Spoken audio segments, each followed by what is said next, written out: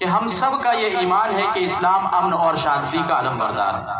ہم صبح شام علماء کرام کی تقریروں میں، اپنی مساجد میں، مکاتب میں، مدارس میں یہ بات سنتے رہتے ہیں کہ اسلام یہ امن اور شانتی کا علم بردار ہے۔ یہ ایک ایسی جامع حقیقت ہے جس کا انکار ممکن نہیں ہے، خاص کر آج کے اس بے پناہ آئی ٹی ٹیکنالوجی کے ایوولوشن کے دور میں اس کا انکار بالکل بھی ممکن نہیں ہے۔ دنیا کے نقشے پر جو بڑے بڑے مذاہب، بڑے بڑے نظریات اور افکار پائے جاتے ہیں، ہم یہ نہیں کہتے کہ وہ امن و سلامتی کی دعوت نہیں دیتے، ان کے یہاں بھی امن کی دعوت ہے، وہ بھی امن چاہتے ہیں۔ آج سارا عالم امن اور سکون کی تلاش میں سرگردہ ہے، تاہم اسلام کے امن کا پیغام، اس کے اصول اور ضوابط ان سارے مذاہب اور نظریات کے مقابلے میں سب سے زیادہ مستحکم، ٹھوس اور انسانی عقل اور فطرت، پاکیزہ کلچر اور ثقافت کے عین مطابق۔ اللہ رب العالمین نے اپنا تعارف رب العالمین کے حوالے سے کروایا۔ رسول اکرم صلی اللہ تعالی علیہ وسلم کو رحمت للعالمین کہا گیا، قرآن کو ہدی للناس کہا گیا۔ تو قیام امن کے لیے اس سے بڑھ کر اور کیا پیغام ہو سکتا ہے کہ اس مذہب سے جڑے ہوئے سارے یونٹ عالمی ہیں۔ یہ اسلام کی خصوصیت ہے، اس کے قوانین عالمی نظریات میں عادلانہ نظام حیات کے ضامن ہیں۔ خواہ لوگ اس بات کا اعتراف کریں یا بلا اعتراف، اسلامی اصولوں کو اپنے لا اور اپنے کانسٹیٹیوشن کا حصہ بنائے۔ یہ ایک حقیقت ہے کہ اسلام کے اندر لوگ امن کے اصول کو بحیثیت متبادل تلاش کر رہے ہیں۔ یہ بہت ہی عظیم ورثہ ہے جو اللہ رب العالمین نے اور رسول اکرم صلی اللہ تعالی علیہ وسلم نے امن کی صورت میں ہمیں عطا کیا ہے۔ آج اسلام اپنی آب و تاب کے ساتھ کفرستان کے ایوانوں میں داخل ہو چکا ہے۔ آج دنیا سیکولرزم اور کمیونزم جیسے نظاموں سے اپنے حقوق کا مطالبہ کر رہی ہیں، مگر حقوق نہیں مل رہے ہیں۔ دنیا کے ہر کونے میں دارالامان کی تلاش میں لوگوں کی ہجرتوں کا سلسلہ جاری ہے، اور ہم سب جانتے ہیں کہ ہندوستان میں 2020 کے شمارے کے حساب سے 19 ملین پیپل نے، 19 ملین لوگوں نے صرف ہندوستان سے امن کی تلاش میں ہجرت کی ہے۔ آج بے پناہ سائنسی ترقی، ٹیکنالوجی اور انقلاب کے باوجود اخلاقی اور انسانی قدریں دم توڑ رہی ہیں۔ ایسے وقت میں اسلام کا جامع منشور ہی ہے جو اس بکھری ہوئی انسانیت کو راہ راست بتا سکتا ہے۔ فرانس کے سابقہ ہیومن رائٹس کے منسٹر ویلیوٹ بالقاسم نے فرانس کے پارلیمنٹ میں کھڑے رہ کر یہ بات کہی تھی کہ اس بگڑے ہوئے یورپ کو ابتدائی اسلام کا قانون ہی درست کر سکتا ہے۔ آج اسلام پر یہ الزام ہے کہ اسلام دہشت گردی کی حوصلہ افزائی کرتا ہے، جبکہ حقیقت کے بالکل برعکس ہے۔ ہم سب اس بات کو اچھی طریقے سے جانتے ہیں، اور یہ بھی ہم جانتے ہیں کہ اسلام اس دنیا میں پائے جانے والے سبھی نظریات، سبھی مذاہب اور افکار سے بڑھ کر فساد فی الارض کی مذمت کرتا ہے۔ حتیٰ کہ اسلام کی جنگی اصول سراسر انسانی حقوق کے تحفظ کے لیے بنائے گئے ہیں۔ جہاد کا تصور فتنہ و فساد اور فسادیوں کے سد باب کے لیے مشروع کیا گیا ہے۔ وَقَاتِلُوهُمْ حَتَّى لَا تَكُونَ فِتْنَةً، اور اس کا سب سے اہم اور بین ثبوت نبی کریم صلی اللہ تعالی علیہ وسلم کی وہ پالیسی ہے جو آپ اپنے کمانڈروں کو اور جرنیلوں کو دیا کرتے تھے۔ جنگی لیڈران کو آپ کی جو ہدایات تھی، ان میں سے چند ہدایات کو میں نے اپنے مقال میں ذکر کیا ہے۔ بطور مثال ایک ذکر کرتا ہوں۔ اللہ کے نبی صلی اللہ تعالی علیہ وسلم نے اپنے کمانڈروں کو جب روانہ کیا تو ایک عمومی پیغام ہوا کرتا تھا کہ لا تغدروا ولا تغلوا ولا تمثلوا ولا تقتلوا الولدان ولا اصحاب الصوامع، عہد شکنی نہ کرو، خیانت نہ کرو، مثلا نہ کرو، چھوٹے بچوں کو قتل نہ کرو، یہاں تک کہ دینی پیشواؤں کو بھی جو جہاد اور جنگ کی حالت میں تمہارے ہاتھ آئے انہیں قتل نہ کرو۔ بعض روایتوں میں عورتوں کو قتل نہ کرنے کا حکم دیا گیا، بعض روایتوں میں درخت نہ کاٹنے کا حکم ہے، بعض میں مزدوروں کے ساتھ احسان کا حکم دیا گیا ہے۔ آج ہیومن رائٹس کا جامع منشور ہمیں پڑھنا ہے تو خطبہ حجۃ الوداع کو پڑھیے۔ اسلامی اسٹیٹ میں حقوق اغیار کا مطالعہ کرنا ہے تو حضرت عمر کے اس وثائق عمریہ کو پڑھیں جس میں اسلامی سلطنت کے ماتحت رومیوں، شامیوں اور فلسطینیوں کے حقوق کا ذکر ہے۔ اسلامی قیادت کی سرگزشت معلوم کرنا ہے تو قرون اولیٰ کے حکام و سلاطین کا منشور دیکھے۔ مغربی دنیا کے خود ساختہ اور ناپائیدار قوانین انسانی حقوق کی بازیابی میں اس کا عشر عشیر بھی آج تک پیش نہیں کر سکے ہیں۔ یہ اسلام ہی ہے جو معاشرے اور سماج میں قیام امن اور عدل و انصاف کا جامع منشور ہے۔ نیز ان حقوق کی پاسداری کرنے والی ٹیم یعنی جنہیں ہم حکام اور سلاطین کہتے ہیں، ان کے سلسلے میں بھی اسلام کا قانون اتنا جامع اور ٹھوس ہے کہ بلا ضرورت ان حکام کے ساتھ مجرد معصیت کی بنیاد پر معارضہ کرنے والوں کو سخت سے سخت سزا سنائی گئی ہے۔ مسلمانوں کا صاحب امر جو ملک اور سماج میں امن اور امان کو قائم رکھنے کے لیے مقرر کیا جائے وہ اطاعت کا مستحق ہے، اور اس کے نظام اور قانون میں خلل پیدا کرنا یا مجرد ارتکاب کبیرہ کی بنیاد پر اس کی کرسی کے پیچھے پڑ جانا عوام الناس کی اجتماعی زندگی میں خلل ڈالنے کے مترادف ہے۔ اس لیے شریعت میں سب سے زیادہ مذمت اگر کسی طبقے کی بیان کی گئی ہے تو وہ طبقہ ہے جو اطاعت کے قانون میں رخنہ اندازی کرے،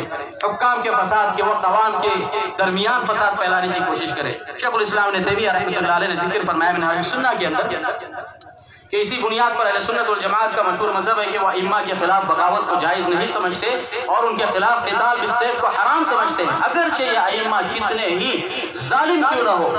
اور پھر شیخ الاسلام نے بہت ساری حدیثوں سے اس سے استدلال کیا، مقال کے اندر ابن القیم اور دیگر علماء کے اقوال سے بھی استدلال کیا گیا ہے، اور یہ بتایا گیا ہے کہ انسانیت کی فلاح و بہبودی کے لیے جو امن و امان مطلوب ہے ان میں سب سے اہم اصول اگر کوئی ہے تو وہ یہ ہے کہ انہی حکام، انہی امراء اور مسلمانوں کے ذمہ داران کے حقوق کی پاسداری کی جائے۔ مگر حقیقت یہ ہے کہ اسلامی حکام سے متعلق صحیح اور درست موقف سے عدم آگاہی یہی شر اور فساد کی بنیاد بنی ہے۔ قرون اولیٰ سے قرون وسطیٰ تک اور عصر حاضر میں خوارج کی تاریخ کو پڑھ لیجئے۔ یہاں یہ بھی بات واضح کرنا ضروری ہے کہ حکمرانوں کی خیر خواہی کا تقاضا یہ ہرگز نہیں ہے کہ موقع بے موقع ان کے خلاف تنقید کی جاتی رہے۔ حکمرانوں کی خیر خواہی خود اس بات کا تقاضا کرتی ہے کہ ان کے لیے موقع تلاش کیے جائے، بہتر اور اچھے اسلوب اور ایسے طریقے تلاش کیے جائے جن کے ذریعے ان لوگوں کے لیے قبول حق کی راہ ہموار ہو سکے۔ بلکہ شرعی ضابطہ اور قاعدہ اس سلسلے میں یہ ہے کہ نصیحت صاحب نصیحت کی جانب سے ہو، اور نصیحت سری اور خفیہ ہو یا سلطان کے حضور روبرو دی جائے۔ کلمۃ الحق عند سلطان جائر، یہ عندیت کی شرط لگائی گئی ہے۔ سلف کے مواقف میں یہ بات بہت کثرت کے ساتھ ملتی ہے۔ اطاعت ولی امر پر میں نے بہت سارے نصوص کا بھی ذکر کیا ہے، میرے وقت میں شاید صرف 8 منٹ باقی ہے۔ بہت سارے نصوص مقال میں ذکر ہیں، اگر تفصیل کے لیے آپ کو مقال کی طرف رجوع کرے تو زیادہ مناسب ہوگا۔ عبداللہ بن عباس رضی اللہ تعالیٰ عنہ کی روایت ہے کہ اللہ کے نبی صلی اللہ علیہ وسلم نے فرمایا کہ جسے اپنے امیر کی بات بری لگے تو اس کو چاہیے کہ اس پر صبر کرے۔ اسی طریقے سے ابن عمر رضی اللہ تعالیٰ عنہ کے مواقف بہت ساری حدیثوں کو اس میں ذکر کیا گیا ہے جن کی طرف آپ رجوع کر سکتے ہیں۔ ایک قابل ذکر بات یہ ہے کہ یہ جو حدیثیں جو صحابہ اکرام اور تابعین سے، ابن عمر سے، ابن عباس سے، حضرت جابر سے اور بہت سارے تابعین سے جو یہ حدیثیں وارد ہیں، یہ صرف مجرد روایتوں کو انہوں نے نقل نہیں کیا ہے بلکہ اپنے زمانے میں پائے جانے والے حکام اور عمراء کی جور اور زبردستی کے سامنے ان مواقف پر عملی شواہد بھی پیش کیے اور اطاعت و فرمانبرداری کا اعلیٰ نمونہ بھی پیش کیا ہے۔ حکام کے فسق و فجور کے وقت اطاعت سے متعلق سلف صالحین کے مواقف انتہائی واضح اور شفاف ہے، بلکہ سونے کے پانی سے لکھنے کے قابل ہے۔ کئی مواقف کا میں نے اس میں ذکر کیا ہے، چند مواقف آپ کے سامنے ذکر کروں گا۔ صحابہ اکرام کی جانب سے ایک مثال، ایک تابعین اور ایک تبع تابعین کی مثال، اور وقت رہا تو شیخ الاسلام ابن تیمیہ رحمہ اللہ کی مثال دے کر اپنی بات کو ختم کروں گا۔ حضرت ابن عمر رضی اللہ تعالیٰ عنہ کلیدی راوی ہے جنہوں نے حکام کی اطاعت سے متعلق حدیثوں کو روایت کیا ہے۔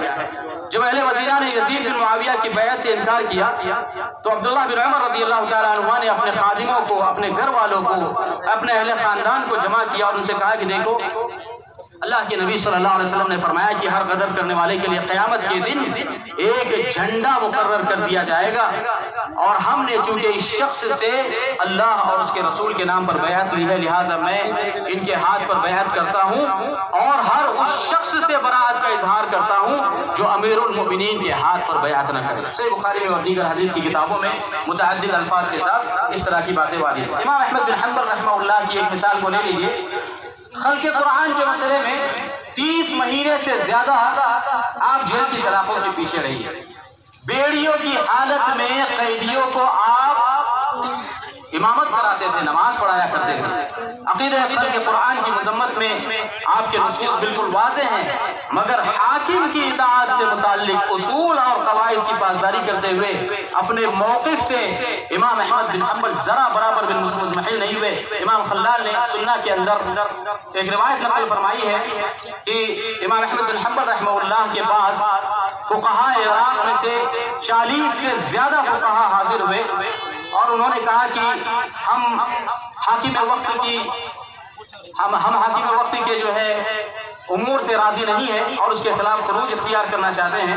امام احمد بن حنبل رحمہ اللہ نے تقریباً 1 گھنٹہ ان سے مناظرہ کیا، ان کو نصیحت کی، مگر یہ فقہاء نہ مانے۔ آخر نتیجہ کیا ہوا؟ علامہ ذہبی رحمۃ اللہ علیہ لکھتے ہیں کہ امام احمد کی اس نصیحت کے بعد بھی جن فقہاء اور مفکرین نے خروج کی راہ اختیار کی وہ سب کے سب قتل کیے گئے۔ نہ ان کے خروج سے امت کو کوئی فائدہ ہوا اور نہ وہ حاکم کو امارت کی کرسی سے اتار سکا۔ اسی طریقے کا موقف مشہور تابعین حسن بصری رحمہ اللہ کے تعلق سے ملتا ہے کہ آپ حجاج بن یوسف کی پالیسی سے آپ راضی نہیں تھے۔